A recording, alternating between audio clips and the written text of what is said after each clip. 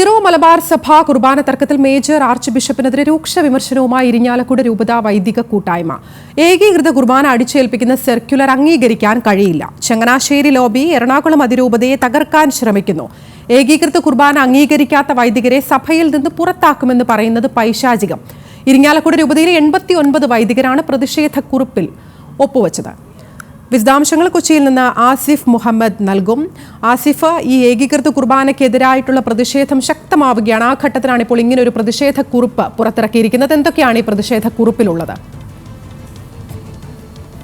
തീർച്ചയായും ഏകീകൃത കുർബാനയുമായി ബന്ധപ്പെട്ട സിറോ മലബാർ സഭയിൽ നിലനിൽക്കുന്ന തർക്കം അത് എറണാകുളം അങ്കമാലി അതിരൂപതയുടെ മാത്രം ഒരു വിഷയമല്ല എന്ന് കൂടുതൽ വ്യക്തമാക്കുന്നതാണ് ഇന്നിപ്പോൾ ഇരിഞ്ഞാലക്കുട രൂപതയിലെ വൈദികർ പുറപ്പെടുവിച്ച പ്രതിഷേധക്കുറിപ്പ് എന്നുള്ളതാണ് വ്യക്തമാകുന്നത്. കാരണം ഇപ്പോൾ 89 വൈദികരാണ് ഈ ഒരു പ്രതിഷേധക്കുറിപ്പിൽ ഒപ്പിട്ടിരിക്കുന്നത്. അവർ ചൂണ്ടിക്കാണിക്കുന്ന പ്രധാനപ്പെട്ട ഒരു കാര്യം, ഈ എറണാകുളം അങ്കമാലി അതിരൂപതയുടെ മാത്രം കാര്യങ്ങളിൽ കൂടുതൽ തരത്തിലുള്ള ഇടപെടൽ നടത്താൻ ചങ്ങനാശ്ശേരി നിന്നുള്ള ചില ആളുകൾ ശ്രമിക്കുന്നു എന്നുള്ള ഒരു കാര്യം കാണിച്ചുകൊണ്ടാണ്. നമുക്കറിയാം, മുൻ ആർച്ച് ബിഷപ്പിന് അടക്കമുള്ളവർക്കെതിരെ പ്രധാനമായും ചൂണ്ടിക്കാണിച്ചിരുന്ന ഒരു ആരോപണവും ചങ്ങനാശ്ശേരി ലോബിയുടെ ഭാഗമാണ് അദ്ദേഹം എന്നുള്ളതാണ്. എറണാകുളം അങ്കമാലി അതിരൂപതയെ തകർക്കാനുള്ള ഒരു ശ്രമമാണ് നടക്കുന്നത്.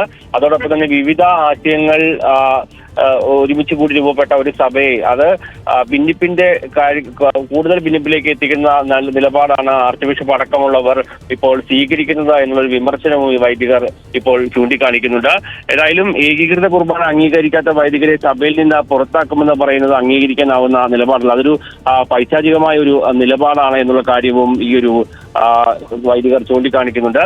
അതോടൊപ്പം ഈ ഇരിഞ്ഞാലക്കുട രൂപതയിലും സ്വാഭാവികമായും എല്ലാ ഇടവകകളിലും ഇപ്പോൾ ഏകീകൃത കുർബാന നടപ്പിലാകാത്ത ഒരു രൂപതയാണ് എന്നുള്ളൊരു പ്രത്യേകത കൂടിയുണ്ട്. കാരണം 136 ഇടവകകളാണ് ഇരിഞ്ഞാലക്കുട രൂപതയിലുള്ളത്. അതിൽ 30ഓളം ഇടവകകളിൽ ഇപ്പോഴും ജനാഭിമുഖ കുർബാന. ശരി, ഏകീകൃത കുർബാന വിഷയത്തിൽ അല്ലാണിപ്പോൾ ഇത്തരത്തിൽ പ്രതിഷേധം.